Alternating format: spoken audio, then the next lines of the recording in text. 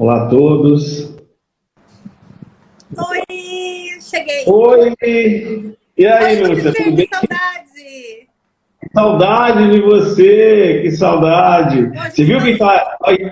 A turma tá entrando aí, o Flávio tá entrando, a Juliana, o pessoal da Bimar, da Oba, Sobrasa. melhor povo, né? É, que bom, fico feliz Oi, de ver. Celestino, tudo bom? Bom, Então, mas eu acho assim super legal, assim, gente, porque a nossa ideia é a seguinte, a gente sempre conversa disso. Eu sempre pergunto tudo isso pro Valtecir. Eu falei, vamos dividir isso com a galera, que tem um monte de história legal aí, né? Eu acho que tem umas histórias, tem uns hobbies. Vamos fazer propaganda dos nossos livros aqui, ó. Ó o livro da Bimar aqui, ó. Olha o livro da Bimar, para você que não tem, ó. Vamos entrar na editora, a editora Manoli, todo. Olha, o dinheiro desse livro é revertido aqui para o área social, ok? Então, vocês comprando também vão ter acesso aí a várias informações importantes. Compra rápido, porque está acabando a primeira edição, se é que já não acabou, já está saindo o segundo, já revisado, então o pessoal tem que inclusive reservar já, entendeu? Com certeza. Tá E eu, Davi, a Lúcia, a doutora Lúcia, e eu no capítulo de afogamento, ok? Gente, e esse aqui, não esquece esse aqui também, que é a doutora Júnia, ela fica brava lá. A Júnia é a doutora Carla, ó. Ó, nós estamos no capítulo de afogamento dentro também desse livro aqui, sensacional. São dois livros distintos. Sou suspeito para falar dos dois, tem que ter os dois de preferência. E os amigos da Revista Emergência, aí um abraço para a Revista Emergência. Bom, pronto. Então eu vou dar um beijo também para o meu pai, para minha mãe, para a Bimar, vou tirar o óculos que está dando reflexo, para a Bimar, para a Sobrasa e para a Dan, que são os meus corações, né? Sociedade Brasileira de Medicina Hiperbárica e Sociedade de Medicina Aeroespacial, que também estão com a gente aí. Só tem gente boa na área. Dá um tchau para a Sobrasa. E daí? Pessoal da Sobrasa. Falei, foi primeiro, tá louco? Falou. Chefe me mata. Ainda mais que eu tô de repouso, né? Eu tô aqui esperando meu teste do Covid para saber se veio ou se não veio dessa vez. Tomara que... já tô querendo que venha, viu? Que se veio já foi. Mas tá certo. Não, mas Valdecir, vamos conversar, meu filho. Eu quero saber... Vamos lá, pro assunto. Eu quero saber por que mitologia é importante na área da saúde. De onde que veio isso aí, da gente juntar esse tema? Olha, na verdade, assim, eu gosto desse tema desde da década de 90, 94, ganhei um livro do meu padrasto, né? E sempre me interessei pela história da medicina. Tem a Sociedade Brasileira de Medicina de História, tem a Sociedade Brasileira de Giptologia, acompanho os livros, né? Daqui a pouco eu vou mostrar aqui algumas literaturas para vocês que eu aconselho. Tem uns artigos científicos que eu vou enviar também. Não sei se a gente consegue enviar por aqui, eu passei 4 artigos, daqui a pouco, não agora, talvez a Patrícia consiga enviar para a gente. E é importante porque... Oi, Paty! A Paty, então aí. Faltou, a Paty. E, meu amor, e aí a importância da mitologia, né, é porque a gente também tem muito lexos que a gente utiliza no dia a dia da área, né? E como dizia o Confúcio, se você quer saber o futuro, você tem que estudar o passado. Isso aí é imprescindível, né? O presidente Andrew, ele dizia assim, nunca perca um dia da sua história, é de suma importância. O Maurício era um autor que dizia assim, Maurício, ó, maldita toda a tradição que esqueceu suas origens. Então é de suma importância a gente saber as nossas origens, né? E principalmente a medicina egípcia, que data de quase 5 mil anos aí, são quase 30 dinastias, 31 dinastias da mitologia, aconteceu lá de 3032 antes de Cristo, 5 mil e poucos anos atrás, né? Chegando até são 31, na verdade seriam 33, porque aí você tem a Era Macedônia, que você tem o Alexandre o Grande, e você tem a dinastia Ptolomeica, né? Que é outro também, mas aí a dinastia seria quase aí 3 mil anos, né?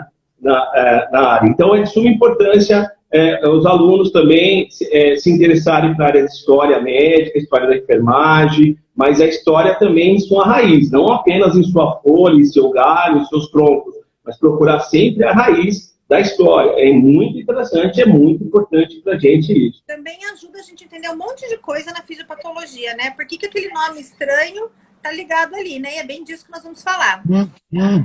E me diga uma coisa, como é que começou a história da ressuscitação? Já é uma coisa assim que começou agora, nesse século, com a evolução da medicina, ou o pessoal já tentava saber se os mortos iam voltar? Isso era mais religião ou era mais ciência? Isso aí tinha religião e tinha ciência, né? Se a gente pegar o papiro de Eber, o papiro de Eber, eu vou mandar o link para vocês dos artigos. Não sei se a Patrícia consegue enviar aqui, que se não me engano está escrito papiro de Eber. Será que eu consegui mandar de Eber? Se conseguir mandar, beleza. Se não, eu mando, tem 5 artigos interessantes. Esse papiro ele é datado de 1500, tá? Ele é da 18ª dinastia, 18ª, 16ª dinastia. É um papiro que data de 1500, mas ele é uma transcrição de uma coisa de 2.600 anos antes de Cristo. Ou seja, ele é muito antigo. E você, como médica, e vocês, como médicos, enfermeiros, profissionais da área de saúde, principalmente porque lá tinha 700, dentro desse papiro, descrevia 700 tipos de doença. Hoje, se você clicar, por exemplo, a medicina egípcia, ela é muito evoluída. Se você entrar, por exemplo, em artigo de cardiologia, você vai ver insuficiência cardiocirculatória no Grande Egito. Eles assinalavam que tinham algum tipo de doença, né, nesse sentido cardiológico. Você vai ver câncer, você vai ver a parte de genética, né? E a mitologia, ela não pertence somente à área teológica. É o que menos pertence, teoricamente, porque ela pertence à egiptologia, a arqueologia, a paleontologia, a geologia, a genética, a medicina, a arte, a poesia, a história e o bom gosto de cada um. Então, é de suma importância o profissional também inserir isso nas cadeiras, das cadeiras acadêmicas, a história também da medicina, não só egípcia, a gente tem a medicina grega, chinesa, outras também, né? O que a gente consegue datar, mas antes dos egípcios tinha os assírios, que é muito mais antigo ainda, né? E aí você tinha ainda até os Cro-Magnon e Neandertal. Por exemplo, tem um artigo que saiu na Nature, eu coloquei, acho que não me engano, na Nature, não sei a data agora, não lembro a data aqui, mas tem um na Nature com a parte genética. Então, através do dente, você tem os tártaros ali, a cárie dentária, eles conseguiram tirar o DNA. E verificou que o Neandertal, porque a gente imagina lá, vamos lá, 4 milhões de anos, homem de Australopithecus, aí 600 milhões lá, o Neandertal, 600 mil, né? 4 milhões era lá atrás, 600 mil Neandertal, 400 mil o homem de Cro-Magnon, 200, 400 mil o homem de Cro-Magnon. Aí o Neandertal ele ficou extinto em torno de 20 a 30 mil anos, não existia. Coexistiram com o Cro-Magnon e outras espécies. E o Neandertal mostrou que no dente dele tinha substância de aspirina. Uau! Olha só! Olha! Imagina! Então, como é que eles sabiam isso há 30, 40 mil anos? Você pega cavernas paleolíticas, a Dani que gosta disso, a Dani da Bimar. A Dani que gosta, você vai pegar cavernas onde tem desenhos rupestres, você vê desenhos de 25 mil anos, onde eles descreviam onde era o coração. Eles já entendiam de anatomia há 30, 40 mil anos. Onde era o coração do mamute, onde era o coração do seu inimigo, porque era um órgão nobre. Então, eles acabavam acertando ali, né? É muito interessante. O Jorge está dizendo que até no PH começou no Egito com atendimentos em campos de batalha. Com certeza, com certeza. O Hipócrates falava, a melhor escola para o médico é a guerra. Matar e salvar é uma linha tênue, né? Mas é a escola, vai aprender muita coisa. Você não vê, muito americano quer fazer, ir lá para o hospital, lá, do Rio, lá, para aprender o quê? Quer aprender de arma de fogo. Mas é verdade. Voltando ao assunto dele lá, arcaico, eles se utilizavam disso. O seu exército era treinado e cada pelotão, cada equipe tinha dentro os seus ungüentos, fazia o torniquete. Torniquete é a coisa mais antiga. A gente não tem relatos aí do papiro de Eber de 5 mil anos. Mas, é claro, a ciência é com evidência. Se eu não tenho, não existe. Mas é óbvio, usando um raciocínio lógico, se os caras lá do Cro-Magnon, né? Porque o Cro-Magnon era bem mais inteligente que o Neandertal. O Neandertal era mais força, mas o Cro-Magnon tinha um pouco mais de inteligência nesse sentido. E o Cro-Magnon se utilizava dessas ervas, né? eles também faziam, porque o que eles faziam? O que eles morriam? Eles morriam de fratura, de lesão, eles não podiam ter lesão, fratura, né? E aí, e com certeza faziam guento, faziam torniquete, se está sangrando, coloca a mão, se está vazando, põe o dedo. Não precisa muito estudo para isso, qualquer pessoa, isso é preservação. Onde está saindo lá líquido, você põe a mão tampa, não sai mais. Então eles já sabiam fazer isso. Os centurianos na Grécia também, a cada um. Aquela coisa do que se usa em tropa de choque, que é uma coisa muito antiga, aquela formação de tropa de choque, tem relatos de cada quadro tinha os seus ungüentos, porque se um ferisse, ele pegava lá o kit para fazer a tala, para fazer o torniquete, né? Para adaptar. Que legal! Então, quer dizer que eles já tinham essa noção. Então, eles já entendiam, por exemplo, que tinha respiração, que tinha batimento cardíaco, que coração e respiração era importante. Olha que interessante, nesse papiro de Eber, ele descreve isso, ele descreve assim, ele descreve a parte da anatomia. Então, tem uma parte que ele descreve sobre a anatomia, ele fala assim, ó, o ar entra lá dentro do papiro, de quase 5 mil anos, né? O ar entra pelas narinas, chega até os pulmões e os corações, e o coração, só, os pulmões e o coração, e de lá é distribuído por todo o corpo. Então, você imagina, então, quase 5 mil anos eles já tinham ideia dessa respiração. E, pasme, um artigo que saiu agora no anestesista, eles fizeram uma reconstituição do antigo dispositivo egípcio, de abertura de boca. E o dispositivo, eu acho que eu vou até virar aqui, não sei se eu posso virar aqui e mostrar no computador. Então é esse aqui, ó, esse artigo que eu vou passar, não sei se dá para ver. Não, agora pera, deu? Abaixa. Aí. Isso, ó. Esse dispositivo aqui para abrir a boca, ó. E eles fizeram aqui, ó. Esse aqui foi publicado, ó, na revista Anestesista, ó. Na revista Anestesista aqui, ó. Então eles mostraram aqui, então a medicina egípcia, ele via a respiração como função vital para eles, né? Eles também identificavam o alento da vida e o alento da morte. Claro que tem que ler esse artigo, né? O artigo está bem feito, mas tem que ler, e é uma suposição que eles acham, por eles fazerem isso. Eles falavam muito de respiração, a respiração para eles é muito importante. E o que é mais importante para a gente no afogamento? Não é a respiração? Sim, sim. O que é mais importante hoje dentro do hospital, você que é intensivista, do que a gente fala, o que a gente não quer chegar perto, onde a gente não quer parar? Não vou falar do tema, mas é o que a gente vive hoje, a respiração mais importante. Então, para eles, a respiração é de suma importância. Teve um outro artigo que saiu aqui no Jornal de Insuficiência Cardíaca também. Eles colocaram medicina egípcia e antigo conceito de insuficiência cardíaca. E lá no papiro descreveu assim de um paciente, ó, descreveu assim, ó. Em um cenário descreve do paciente assim, ó. Eu vou ler, tá? Seu coração está entediado.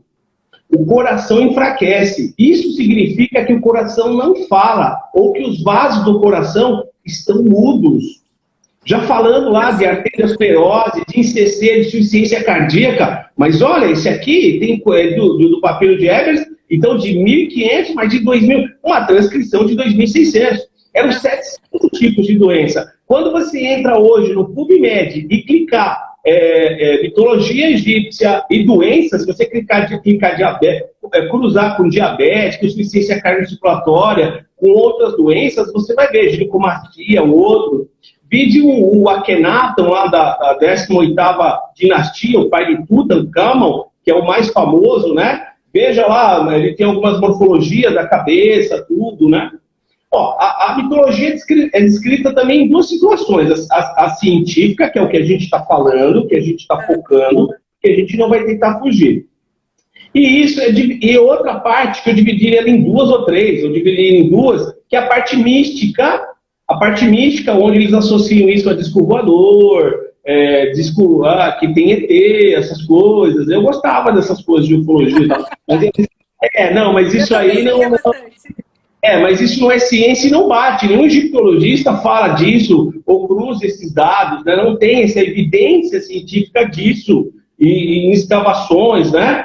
O Dr. Hawaii, que é o famoso... O que o Davi Spillman é pra gente, o Dr. Hawaii é na mitologia egípcia, né? Ele se formou na década de 70, 80, já era egípcio, fez o doutorado dele na década de 70, 80, um grande egiptologista, descobriu várias escavações no Vale dos Reis, né?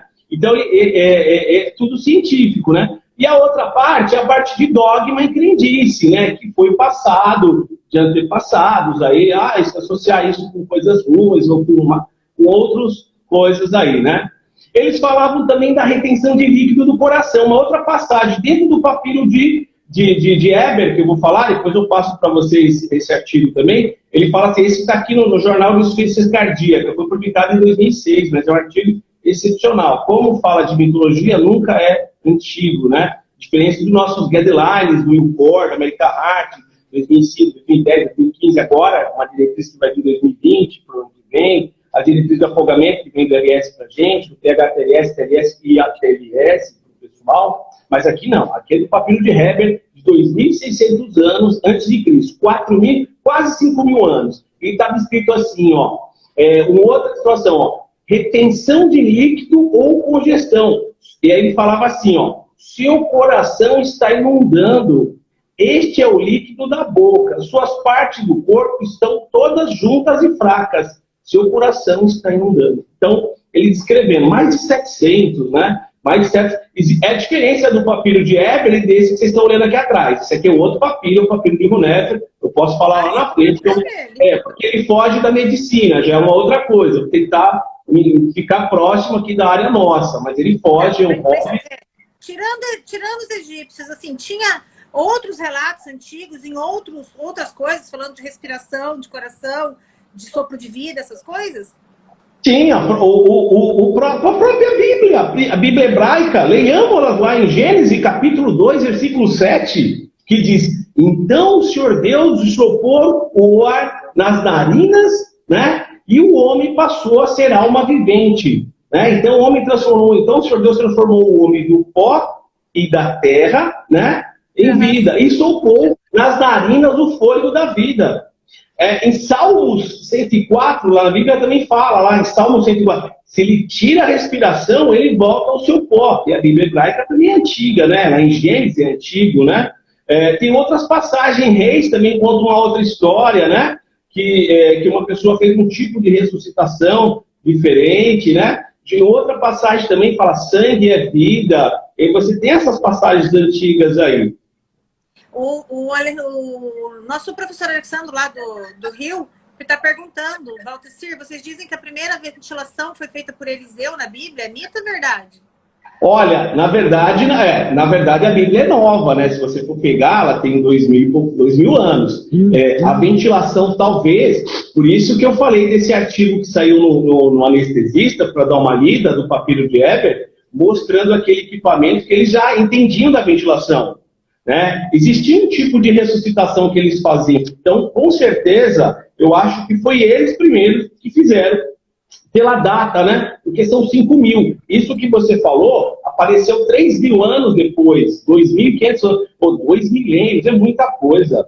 É muita coisa, 3.000 anos aparecer isso, né? Então, eles já tinham essa respiração como importante. Mas eu acredito que seriam os antigos egípcios que escreveu isso primeiro. É o que está na literatura, né? Quem vem primeiro? Aí você checando eles, aí depois quem você pega. Por isso que eu passei até esse segundo aí. Mas é uma história bonita, a história de Reis, né? Que conta uma passagem bonita do profeta que faz um tipo de ressuscitação. Mas isso é muito antigo, né? Olha, quer ver? Vou te dar um exemplo. Quer ver? Uma frase de Levi. Levi é um autor que falava assim, ó. Os gregos não criaram nada e não aprenderam nada. Foram excelentes aprendizes. Então, se ele foi excelente aprendiz, ele foi da onde, né? Ele aprendeu onde? Veio da onde, né? Então, alguém ensinou, né? Alguém ensinou, e com certeza vem de lá, né? Então, o antigo egípcio, né, nessa parte, eles são mais antigos na área de medicina. Aí, fugindo isso, a gente vai entrar na pré-história, que é o caso do Cro-Magnon de quase 50.000 anos, que já sabia esse negócio da aspirina, pô. As pessoas sabem disso, inclusive se doer seu corpo, né? 160, 300 miligramas.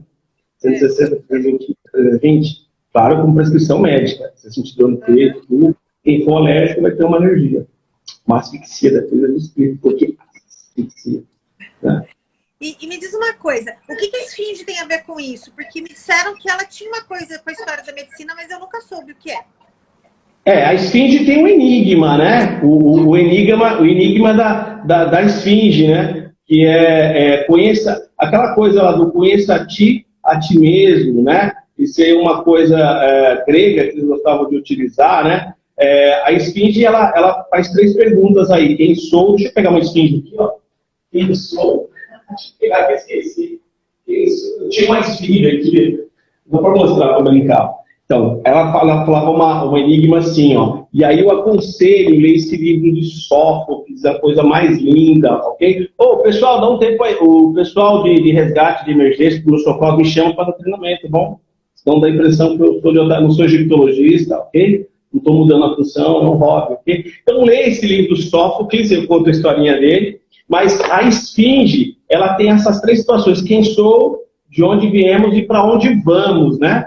Então, na verdade, quando a gente tem alguma angústia dentro, a angústia pode ser pessoal, angústia pode ser profissional, angústia de apertar, né? E quando eu tinha essas angústias, a gente ia procurar quem? O oráculo. E o oráculo ficava em Delfos, na Grécia Antiga, falava desse oráculo, né? E o oráculo era uma pitia, daí deriva Piton, deriva Pinche, né?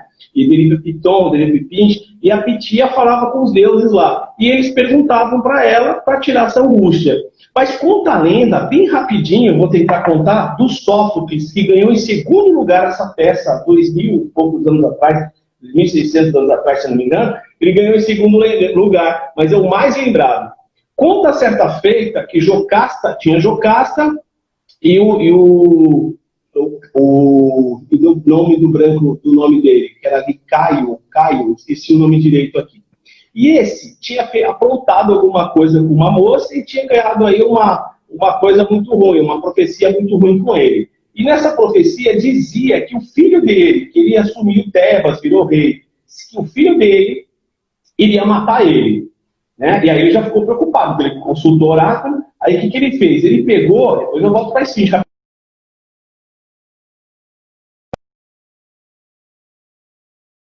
Para mim.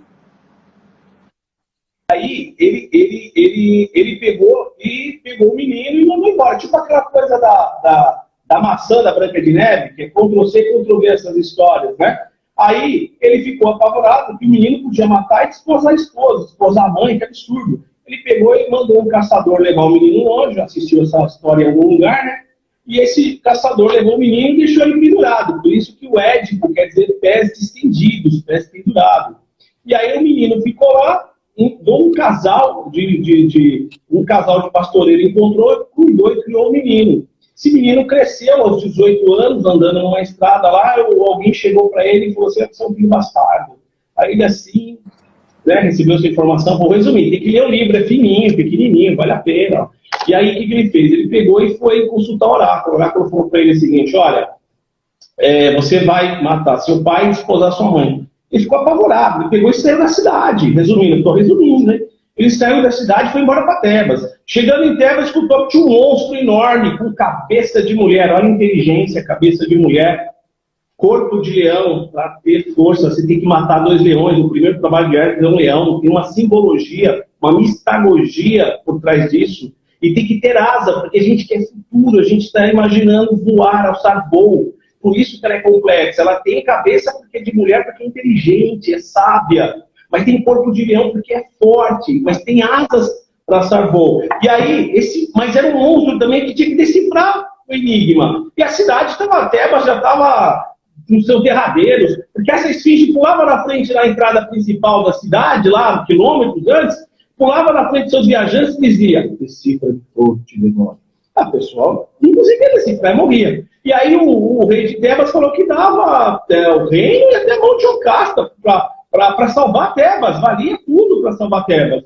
Ele aceitou, escutou, foi de encontro com essa esfinge. Conta que a esfinge pôs na frente dele, olhou assim, decifra, não te devora. Ele ficou olhando assim, meio apavorado, e falou, eu vou decifrar, né? Ela olhou para ele e falou, o que é o quê? Que quando nasce, está de 2, quando ao meio-dia, quando nasce, está de 4, ao meio-dia está de 2 e no final está de 3. Ele olhou, pensou, refutou, olhando bem seriamente para a esfinge, ele respondeu assim para ela, encarando, é o homem, que quando nasce está de 4, ao meio-dia ele anda, é um infante, deambulavam, né? E no final da sua vida ele está de bengala. A esfinge olhou para ele assim e ficou apavorada e foi embora. Dizem que a esfinge se matou. Com certeza essa é uma versão que ela se matou por um penhasco, mas dificilmente ela se matar porque ela está até hoje. Por isso que você usa assim, o esfinge manômetro. Não é esfinge manômetro? Ou é esfigmo? Então, esfinge manômetro, que é de esfíncter, de apertar. E quando você aperta essa artéria braquial do seu paciente, não te dá um pouco de angústia? Nossa, o que todo mundo quer? 120 por 80, 11, um pouco baixo, 13, né? 130. Mas dá aquela angústia. Depois que ela esmagou aquela artéria braquial lá, aí você vai soltando devagarinho, aí você vai ter uma resposta. Qual é a sua resposta que você vai ter? Então, daí vem a palavra esfinge, esfíncter, apertar, sufocar. Então, de esfinge, de esfíncter. Mas tem a ver com a nossa esfíncter. Contei toda aquela história para falar que era só esfíncter, né? Podia ter falado antes. Podia ter... Cara, não. Cara, não vai escutar que é esfíncter, de esfinge. Tá bom, pode ser. Mas é a etimologia... Fala um pouco mais devagar. Fica um pouquinho longe do YouTube, porque tá dando eco. Aí, isso. Tá, então me conta da história da ressuscitação um pouquinho, então. Deve ter história aí também. Isso, tá. Da ressuscitação, nós temos, no início, como eu falei para vocês, nós temos o método da inversão, que era usado no Antigo Egito, em torno de 1700 e pouco antes de Cristo, é relatado o método de inversão, né? Quando eu trabalhava no INCOR, o que eu fazia? Tinha lá no laboratório de simulação e emergência cardiovascular, a gente tinha os quadrinhos. E aí eu pegava, às vezes, no intervalo, o próprio intervalo mesmo, e começava a contar a história da ressuscitação, né? Eu falava, ia passando pelos quadrinhos e ia contando. E aí eu separei até alguns quadrinhos para a gente lembrar alguns aqui, tá? Mas bem simples, né? Deixa eu pegar aqui uns quadrinhos aqui. Então, eles usavam no Antigo Egito também, que era escrito há quase 3.500 anos atrás, mas 1.700 antes de Cristo, né? Mas esse método, ele foi utilizado até 1.700, que era um método de inversão, mas foi descrito no Egito Antigo, onde ele colocava a pessoa de cabeça para baixo e vinha espremendo a pessoa, né? Como a gente viu a parte da ventilação, o Paracelso, em 1530, aquele que falava a diferença do veneno e do remédio, que é a dose, né? Copiou talvez de Hipócrates, né? Que falava o alimento do homem é veneno do outro, né? Então, ele utilizou o fôlei, né? Utilizou o fôlei. Imagina você usar um fôlei e causa barotrauma, machuca a vítima, né? Inadmissível. Também, depois, 476, mais ou menos depois de Cristo, existia uma outra técnica de flagelação, de bater, de gritar, atear fogo na barriga da pessoa. Ateava fogo, gritava para espantar os maus espíritos, né? Isso aí. E tem um bem interessante, que é usar o cavalo, do afogamento, né? Esse aí tratava de 1812. Colocaram o cara no lombo do cavalo e o cara comprimia. Com certeza isso foi por observação. Várias pessoas em parada cardíaca, colocava-se uma pessoa no cavalo e transportava de um ponto para o outro. E algumas ficavam vivas, e alguns foi relatando, até alguém falar, pô, peraí, então o cavalo ressuscita alguém. Porque ele faz um tipo de compressão, né? Você colocar a pessoa deitada. Vai ficar batendo lá.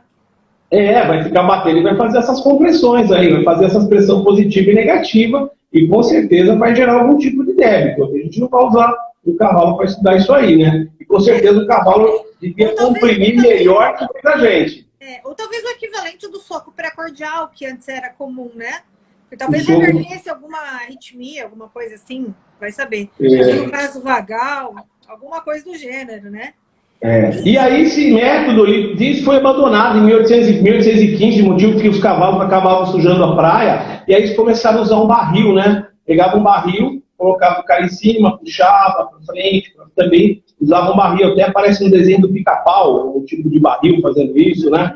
É interessante, né? A outra situação foi quando os americanos, os ingleses, foram para a América do Norte. E eles, né, quando foi para a América do Norte, os ingleses, eles viram que os índios faziam um tipo de ressuscitação diferente. Veja bem, aquilo lá que a gente falou do papiro de Weber, foi lá no Egito, o planeta era grande. O planeta é grande. há 100 mil anos, a gente já tinha povoado quase o planeta todo, há 120 mil anos. Então, aconteceu muita coisa. A gente falou só do Antigo Egito. Quando foi perguntado o outro da Bíblia Hebraica, claro que é bem mais nova, o Egito é mais antigo. Então, a informação lá é de quase 2, 3 mil anos mais antigo que o outro. Mas lembrar que acontecia outras coisas, né? Porque o berço da humanidade é a África. Voltando lá na Inglaterra, eles invadiram não, eles foram para a América do Norte e chegando lá e viu que os índios faziam um tipo de gestação diferente quando alguém morria. Eles pegavam a bexiga de um animal, matavam o animal, pegavam a bexiga, porque ela tem uma ponta de bexiga para se encher, né? E aí fumavam um bagulho, fumava alguma coisa, né? Não sei o que é, jogava fumaça lá e pegava aquela fumaça e colocava na vítima em parada, no reto, e jogava fumaça no fiofó dele, né? No reto, o nome correto. Não, reto. E esse método ele foi utilizado em 1711, os colonos ensinaram isso na Inglaterra. Porque eles aprenderam isso lá na América do Norte, com os índios, voltaram para a Inglaterra, se jogar o fumo dá certo, a vítima volta, né? E essa prática foi abandonada em 1811 por causa de um grande cirurgião, pesquisador, chamava-se Benjamin Brodie. Benjamin Brodie, ele que fez um estudo de 4 onças, né? Se você pegar ali 4 onças, se eu não me engano, 4 onças, cada onça tem 30 gramas. 4, né? Não sou de uma, mas 4 gramas dá 120, 120? 120 gramas. 120 gramas de tabaco fumado no fiofó do gato, matava o gato, né? Matava o gato. E aí, esse tipo de coisa acabou evitando. Por isso que a gente não leva mais fumo, né? Teoricamente. Mas quando a gente pensa em fumo, do ponto de vista químico e fisiológico, qual é a ação do cigarro tem da nicotina? Porque ele tem ação no sistema nervoso central e no sistema cardiovascular. No sistema nervoso central libera o quê? Noradrenalina, acetilcolina, beta-endorfina, vasopressina, BH. E no coração vai liberar o quê? No coração, estímulo adrenérgico da medula adrenal. Então vai secretar adrenalina. Então, teoricamente, os índios podiam não saber que existia adrenalina, mas que funcionava. Então, ele injetando, e mais, aquele cigarro fumado, ele tinha uma quantidade de nicotina muito alta. Né? E lembra que a nicotina, você vê a pessoa quando fica em abstinência de cigarro, como fica, né?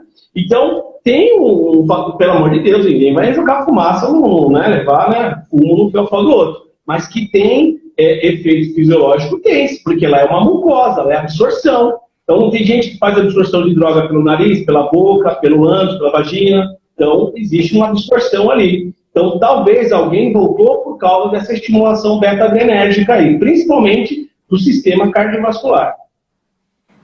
Interessante isso, né? Mas ainda bem que a gente não leva mais fumo hoje. Graças a Deus. Não sou pensando que está dizendo que a gente leva sim, com os impostos do governo. Mas isso é outra história, né? Espera lá.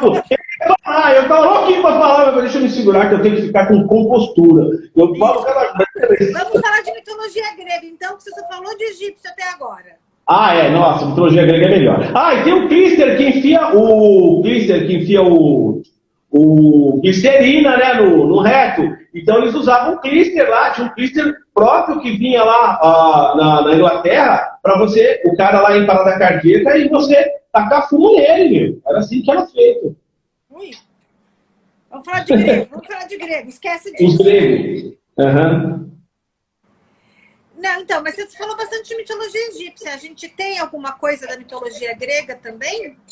Na mitologia grega, eu vou pegar mais os mitos, né? Dos Zeus, para fazer as comparações, né? Tem algumas ressuscitação, mas aí entra na parte mitológica, não tanto na parte funcional. Foi o que a gente falou, que a gente ia falar um pouco do artigo científico, como era o papiro de Eber, e depois algumas mitologias em cima disso. A gente não falou, teoricamente, nenhuma do Egito, mas a gente vai falar depois, se der tempo, esse quadro aqui atrás. Mas na mitologia grega, você pega lá o começo, no começo não existia nada dos gregos, né? Na mitologia grega, era o nada, era o caos. Do caos nasceu Plutão e Gaia. De Gaia nasceu Réia e Cronos. Daí eu vejo cronologia de tempo, de temporalidade, de tropismo, a gente não fala cronotropismo, não fala hidrotropismo, que é força, mas o crono vem de cronologia. Nasce os filhos titãs, entre eles Zeus, né? E o próprio pai já tinha brigado com Urano, tentado fazer alguma coisa com ele, matou ele praticamente, e ele sabia que um dos filhos ia destronar. Ele resolveu comer todos os filhos, porque ele tinha dúvida, ele foi comendo, ele engoliu, né? Conta a lenda, né, que ele engoliu, e a mãe chegou e deu uma pedra, enrolou uma pedra para ele não comer Zeus. Né? E ele comeu a pedra achando que era Zeus. E guardou o menino no lugar, e o menino cresceu, ficou forte, reuniu seus irmãos e outros titãs, e conseguiram destronar Cronos. E aí ele reinou. E os céus e a terra ficou para ele, Zeus, que é conhecido para os gregos, e para os romanos. Os romanos, eles dão umas varzeadas, né? Então, o mais correto seria ficar na linhagem dos gregos, mas se você aprendeu, aí você junta os dois nomes para você não confundir. Mas de preferência sempre pega os gregos. Aprendeu, joga para romano também. Sempre vai ter dois nomes, mas sempre foque mais no grego, que é mais fácil para você aprender o romano. E aí o que aconteceu? O mar ficou para Poseidon, né? O Netuno, o romano.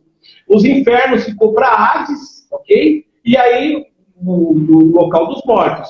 Zeus teve um filho muito famoso, que é o Apolo, que é o deus da medicina, da arte, da poesia, tinha vários atributos. Inclusive, quando a gente falou aquela hora do oráculo de Delfos, Delfos é Apolo. Então, era homenagem a Apolo. A Pitia falava com Apolo, porque o Apolo também era deus da profecia, né? E aí, ele tinha tanto atributo, que até hoje a gente usa a palavra dele. Apologia e alguma coisa, né? O prefixo de Apolo, mas não seria esse, mas pode-se falar. E o logos é de razão, né? Logia é de razão, né? Que razão? A gente usa na fisiologia que logos é estudo, mas seria a razão. Apolo teve seu filho, Esculápio, para os gregos, Asclépio para os romanos, que Asclépio é latim, a língua latina é romana, né? E o Esculápio era um menino que se deu muito bem na medicina. E ele pegou, o Apolo entregou ele para o melhor aluno dele, que era Quiron. Quiron era um centauro, existia vários centauros. Quiron era um centauro do bem. Daí, ele era também conhecido como um deus da medicina, né? Era um semi-imortal, porque ele era meio homem e meio cavalo, né? Um centauro. E ele desenvolveu muito a medicina, manjava muito, era a pessoa que mais sabia de medicina na Terra. E ele acabou ensinando o próprio filho de Apolo, né? Esse menino, Asclépio, virou o pai da medicina. Na mitologia, o pai da medicina. Por Apolo e por Asclépio. Isso, juro. E o pai Asclépio.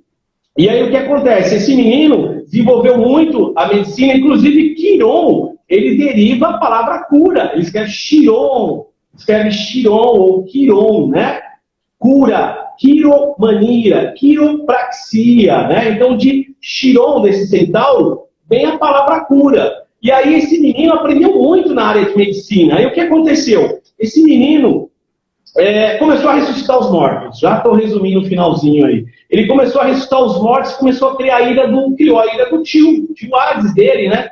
Criou a ilha, e aí o Hades pegou e mandou, falou com os Zeus, seu neto está despovoando os infernos aqui, ele quer ressuscitar todo mundo. Eu sei que ele é bom na medicina, mas não precisa ser tanto assim. E aí reclamou, então os deuses não podem intervir no amor nem na morte. Lá de cima, Zeus jogou um raio e fulminou o próprio neto. Né? E esse neto foi colocado em uma outra constelação, que tem um nome para ele lá. Né?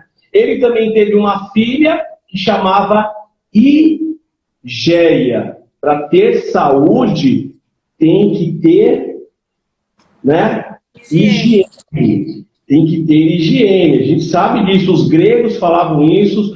No Papiro de Eber falava também da higiene, de manter o local limpo, porque eles associavam a sujeira, as coisas, com doença. E isso foi de observação, né? Então a deusa Higeia era a deusa da higiene. E quando a gente tem aí o símbolo de Esculápio, ele é um bastão, não sei se dá para você ver, é um bastão e uma serpente enrolada. É um bastão só. A serpente representa a vida e a morte. O mesmo veneno que mata a gente também salva, né? Porque você tira o veneno, você vai fazer o cristalzinho dele, depois vai tentar colocar lá um pouquinho de ovo, claro de ovo, bate, né, uma receitinha. Aí você injeta um pouquinho no cavalo, alguns dias depois, você pega aquilo, tira a parte lá, a parte branquinha lá, e você vai tentar fazer o soro, não é isso? Então, tanto mata do que salva. Inclusive, a gente usa esse símbolo na Star Life, todo mundo conhece a Star Life, de 6 pontas, né?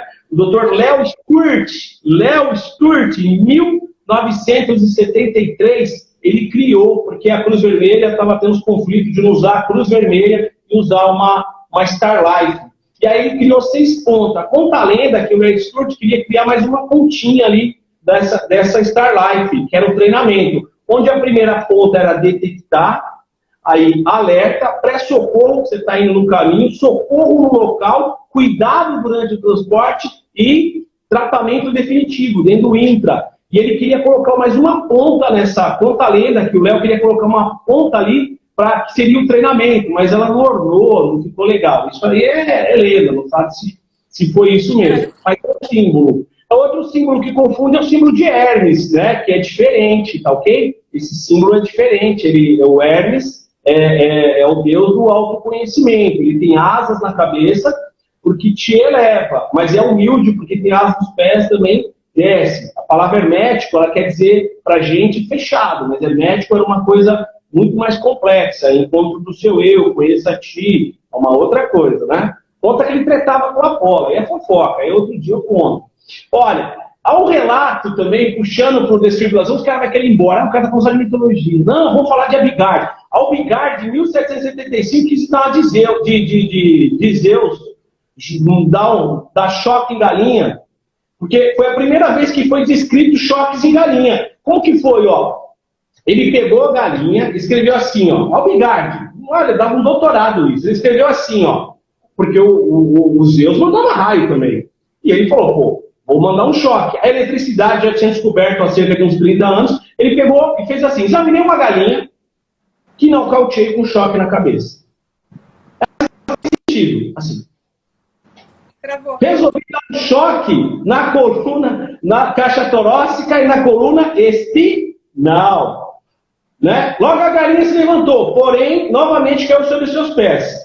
O que qualquer um faria? Dar um choque na galinha, ok? Isso é um experimento, a gente não pode fazer isso, tem regras, né? Mas em 1700 as regras é diferente. Aí ele resolveu dar um outro choque na galinha. Quando ele deu um choque na galinha, aí ele falou assim, após repetir o experimento, a galinha começou a andar com alguma dificuldade, não comeu por um dia e uma noite, então mais tarde estava bem melhor. Inclusive, pariu um ovo. Quente, inclusive, né? Então, assim, em 1775. Mas só para quem conhece isso, porque no interior sempre o ovo sai quente, não pergunta como. E aí, o pessoal vai saber. E aí é o seguinte, 1775, mas só foi em 56 que um outro médico conseguiu fazer isso com sucesso, né? Que é o Dr. Becker. Em 47 ele deu um choque num garoto de 14 anos, né? Foi 300 anos depois para fazer um teste desse, 3 séculos. Ele deu um choque num garoto de 14 anos, parece que esse menino voltou, viveu. Os amigos dele, médicos, o pessoal queria bater nele, porque é uma heresia dar um choque em alguém, né? E somente 56, quase 10 anos depois, que um outro médico fez isso com sucesso num adulto. Aí de lá para cá veio os estudos da desfibrilação, do choque, né? E de lá para cá deu choque em um monte de gente já também. Ei, mas você não falou do nosso amigo Baco. Poxa, todo mundo gosta de um vinhozinho, né? Ah, o Baco! O Baco eu quero fazer uma homenagem para vocês, ó, bem rapidinho. Isso aqui é uma taça Riedel. É uma taça Riedel e eu vou falar do Baco, tá ok? Então, assim, é uma frase, eu vou recitar uma frase de Baco, mas antes estou com uma taça Riedel que eu ganhei da minha esposa, do meu amor. É uma taça especial, tem 10 anos, um carinho especial. Vocês sabem essa taça como é especial. E para isso eu vou tomar um vinho especial aqui, que é um tricorte, tá? Ele é Shiraz Rimet e Malbec. É esse vinho aqui, ó. O nome dele aqui é Del Valle, Chateau do Vallier. Dá uma olhada, se vocês conhecem aqui. É o Chateau do Vallier, ok? É um Chateau do Vallier especial. Eu comprei lá no Mercado do Zé, isso aqui. Vou tomar numa taça Riedel, vou fazer um pezinho só para ver como é que é. Vou experimentando. Vou fazer igual você. Ai. Aquele bicho agora refutar. É Dionísio, hein? Dionísio era subiúva. É bom de riboflavanoides também. Olha a dieta mediterrânea, publicada lá no New England, lá um trabalho excepcional. O uso do vinho, do suco também, né? Enganei um monte de gente, achou que ia beber vinho, né? Aí é o seguinte, é suco de uva. Na verdade, seria Dionísio. Baco é pro romano, né? Que é a mesma coisa, mas é Baco pro romano. Dionísio, ele tinha uma frase assim, ó. Bebei para inebriar o espírito e se aproximar-se dos deuses. Jamais bebei para se aproximar-se do Gauss das profundezas. Lá do meu tio Hades. Do meu tio Hades eu coloquei só para... Esse não tem tio Hades, eu só apresentei. Não sei se podia. Não tem tio Hades. Era tio dele, eu falei, esqueci de falar que era o tio dele, né? Eu peguei e coloquei na frase aí, é tio dele. Então é uma frase. Mas Baco, a história é a seguinte, Zeus tinha várias mulheres, deusas, semideusas e mortais. E se apaixonou por um mortal Semele, teve um filho, a esposa principal também era irmã dele, que era Juno, ficou com ciúmes, pegou no pé, e aí encheu o saco lá e tal. Houve uma discussão muito grande, essa Semele queria ver Zeus. Zeus não poderia aparecer como uma mortal, ele aparecia em outras formas de animais e tal. E tanto pegaram o pé dele, ele apareceu. Só que quando ele apareceu para ela estava grávida de Dionísio. E aí ela reclamou tanto, ele apareceu. Só que quando ele apareceu para uma mortal, os fogos saíram dos vulcões, ela acabou morrendo queimada. Antes dela morrer, ele foi no seu ventre, arrancou o menino, e pegou esse menino e fez um rasgo na perna dele, na batata da perna dele, e colocou batata da perna dele, e costurou e deixou o menino ali. E aí o menino nasceu, e o nome dele foi Dionísio. E o Dionísio, ele é o Messias. Pitágoras foi Messias, Dionísio foi Messias, Jesus Cristo foi Messias, Osíris, que está aqui atrás, foi Messias, né? Nós tivemos o Buda, foi o Messias, tivemos vários.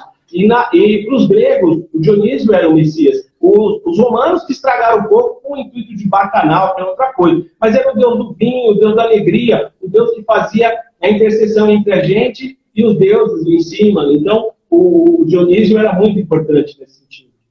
Você sabe que meu nome é romano, né? Eneida, que é a epopeia romana, né? De Enéas. Epopeia romana, Eneida. Pois é, não sou qualquer uma. Mas é engraçado, porque as pessoas nunca ouviram falar, né, da epopeia romana. E é muito interessante. Todo mundo já ouviu falar da Ilíada e da Odisseia. Quando você fala da Eneida, o povo olha assim, se não fosse importante, se não fosse história também. É verdade. Mas, desses mitos, a gente sempre ouviu falar muito, na verdade, dos 12 trabalhos de Hércules, né? Os 12, tem alguma coisa que se relaciona? Na verdade, assim, os 12 trabalhos do Hércules, né, foi um rei que acabou colocando ele numa situação muito complicada. Hércules não era o nome dele era Alcides. O nome dele era Alcides. Ele, quando nasceu, também a Hera, né, que é a esposa de Zeus, também perseguiu ele muito, mandou uma serpentes para tentar matar. O menino era tão forte que acabava matando as serpentes, tudo, né? Mas aí eu tenho um mito, talvez da primeira blindagem, né? A gente fala de blindagem, hoje os carros blindados, nível 3, que você pode ter, né? Outros níveis de blindagem, talvez presidente pode ter, e outro vai com o exército, que é carro. Mas talvez a primeira blindagem nasce no primeiro trabalho de Hércules, que era o leão de Nemeia. A região de Nemeia estava sendo devastada por um animal, um leão gigante, forte. Vários guerreiros foram para lá e foram ceifados por esse leão. A pele dele era blindada, intransponível, nada poderia matar esse leão. Foi aí que chamaram o Hércules, né? E o Hércules foi lá, e aí ele já foi tentar logo com a flecha dele. Tinha um arco que só ele movia. Daqui a pouco tem a palavra aqui que é arco, hein? Não perca, tem que ser antes de acabar o vídeo. Então ele lançou a flecha, bateu, não deu certo, lançou a lança, não deu certo, foi com a clava e quebrou a clava, tomou as arranhadas, as mordidas do bicho, o bicho era grande, né? Aí a deusa Minerva, que era a deusa Atena, Minerva lá do Roma, deusa Atena, deusa da sabedoria, falou, olha, você tem que entrincheirar, vai colocar numa trincheira ele e asfixiar ele. Foi o que ele fez. Ele foi lá, foi no leão e asfixiou o leão. Deu um mata-leão. Ah, que legal. Bíceps e antebraço massageando o seio carotídeo, que é um baroreceptor, assim que encostar, ele faz uma vasodilatação muito potente. Os atletas muito bem condicionados de MMA são mais resistentes a isso. Mas esse leão não era, ele não tinha, talvez, os parasitos deles eram sensíveis. Ele não então, fazia quando ele era bem sensível, ele fez um mata-leão, o leão acabou desmaiando, e aí ele não conseguia cortar a pele. Foi, vou cortar a pele como? Ele pegou, usou a garra do leão, arrancou uma garra e cortou. Aí ele fez a primeira colete, a prova de bala para ele. A prova de bala não existia bala ainda, né? Mas fez um colete, lembrando que isso já é mitologia, ok? Que legal. E aí ele fez o primeiro colete para ele. Aí o segundo trabalho era a hidra de 9 cabeças, era um animal, hidra de Lerna, região de Lerna, estava causando muito estrago em Lerna, apavorando todo mundo. Hércules foi lá e conseguiu cortar a cabeça. Só que quando cortava uma cabeça, nascia a segunda, nascia duas. Toda vez que cortava, nascia duas, aí não dava, era hidra, né? Por isso que a gente fala hidra, né? Não tem aquele desenho dos Marvel que fala hidra, não é?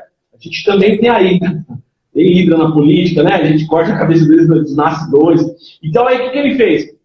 Ele cortou a cabeça e a deusa Atena falou o seguinte: use o fogo, né? É no fogo da coragem que se conhece um homem. E aí o que ele fez? Ele cortou e colocou fogo, aí cauterizou. Entretanto, uma só cabeça renascia, que era a cabeça do vício, a cabeça imortal. Os vícios são imortais.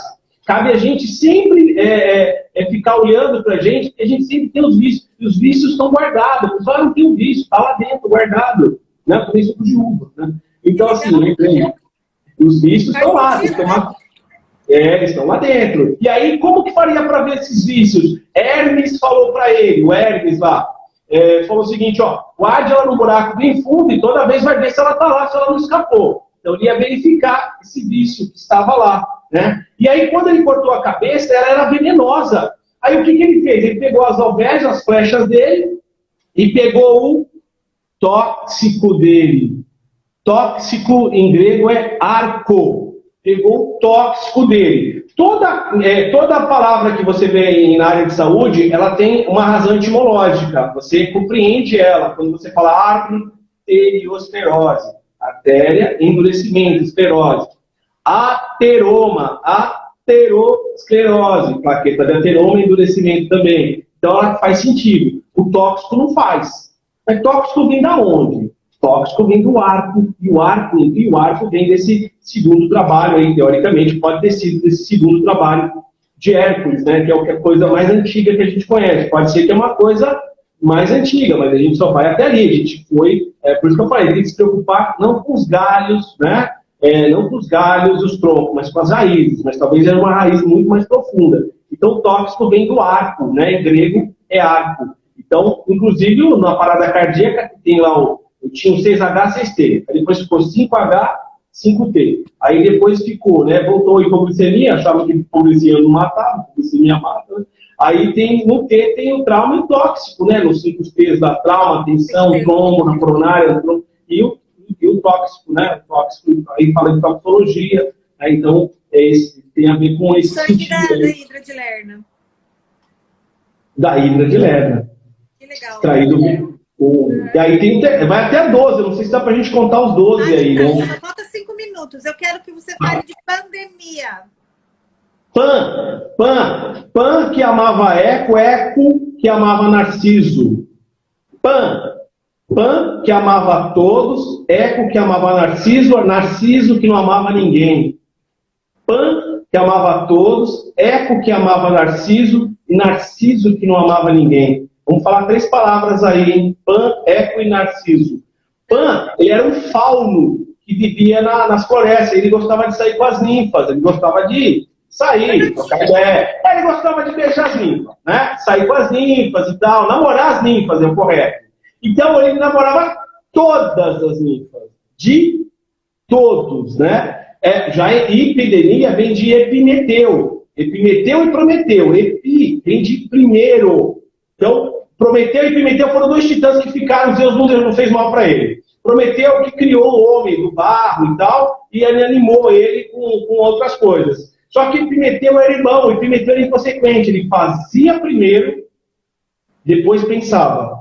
Prometeu aquele que vai direto à promessa, por isso que fica epicárdio, epitélio, não é isso? Epicárdio, epitélio, porque Epimeteu era era nesse sentido aí, era um titã, você poderia contar uma história maior. E o Pan era um fauno, que ele gostava de ficar com todas. Então o Pan era de todo mundo, né? Aí Epideminha não precisa falar de onde que é, né? De Epi é primeiro ali, né? E aí tem a Eco. E a Eco? A Eco era uma ninfa linda, maravilhosa, que se apaixonou por Narciso. Mas Narciso, você sabe como é que era, né? Ele olhou pro espelho, aí, um abraço, 42, 58. E aí, eu dava aula na turma da musculação, me divertia. Aí, cachorrinho. Aí, assim, o Narciso, ele já olhava, não vai embora não, tem gente que vai embora só por causa disso. Não, opa, adoro musculação, vou dar aula na musculação. E aí, o seguinte, ele pegou, olhou pro mar, pro lago, vou resumir bem, tá? Essa história é bem longa. Ele olhou pro lago e viu sua face. Isso. E ele viu a sua face e acabou se apaixonando, né? E a Eco tinha acabado visto ele, se apaixonado por ele e tudo, e ele não queria. Como a Eco só queria, lembra, o Pan queria todo mundo. Eco só queria ele, mas Narciso não queria ninguém. Pan queria todo mundo. Eco só queria ele. E Narciso não queria ninguém. Daí Narciso deriva a palavra narcótico, porque quando ele se vê, ele se narcotizava ali, né? Narcótico. E a Eco, ela pegou e chorou e foi embora. Ela ficou muito doente, foi embora, não comeu, morreu de inanição. Seus ossos se fundiram nas pedras. Mas se você quiser falar com ela, ela te responde. Você vai num morro bem alto e fala assim, Eco! Eco! E ela responde para você. Mas ela foi embora, né, por causa disso. Pan que era de todo mundo. Eco que era só de Narciso. Mas Narciso não era de ninguém. E aí eu tenho... o que você falou do Milo? Estou terminando. Eu quero ver o Milo. Não fala muito não, gente. Só tem 3 minutos. Milo aqui, ó. Gente, Milo. a melhor parte da mitologia é o Milo. Milo. Vem cá, aqui. É a coisa mais linda. Vem cá. Pra não falar do filho dele, né, Paty? Mostra ele aí. Aqui, ó. Milo, por que... Por que Milo? O Milo é um canicorso. Então, Milo, de Crotona na Grécia Antiga, foi um grande guerreiro. Ele se exercitava. É o princípio do treinamento, a sobrecarga progressiva. À medida que você aumenta o peso, aumenta a sobrecarga. Você faz isso na fisioterapia com o paciente acamado e você faz isso no exercício. Vai aumentando devagar. Vai a 10 metros, vai a 5 metros, 10 metros, 44, aí, voltando a 60. E aí você vai aumentando progressivamente. São vários princípios. E o Milo de Crotona na Grécia Antiga, ele se exercitava com o bezerro. À medida que o bezerro crescia a sua força. Crescia a sua força. Só que o fim do Milo foi triste. Ele era um guerreiro. Tem duas vertentes. Uma diz que Milo existiu. E a outra é uma versão mais mitológica. Eu prefiro a mitológica, que é mais poética. Porque a gente não tem certeza se Milo realmente existiu. Conta a lenda que Milo adorava se exibir. E ele adorava ir no meio das florestas, lá nos seus derradeiros, mais velho. Ele ia, colocava a mão entre as árvores e fazia isso. E rasgava a árvore no meio. Certa vez ele viu um vinco numa árvore e enfiou a mão. Quando ele fez isso, a árvore fechou, prendeu e ficou preso. Os lobos vieram e consumiram, mataram. Então eu tenho ele para me lembrar, para não errar a carga, para não errar a sobrecarga, para saber que eu não posso treinar em excesso, que eu não posso fazer overtraining, overuse. Então ele me policia sempre na carga.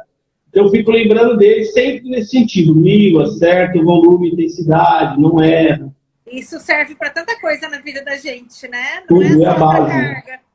Não é só para carga do treino, né? A gente tem que ter moderação em tudo, né? Em tudo. Bom, ele, o AG6Com perguntou, o Léo perguntou do X-Pito. Isso eu não sei, não.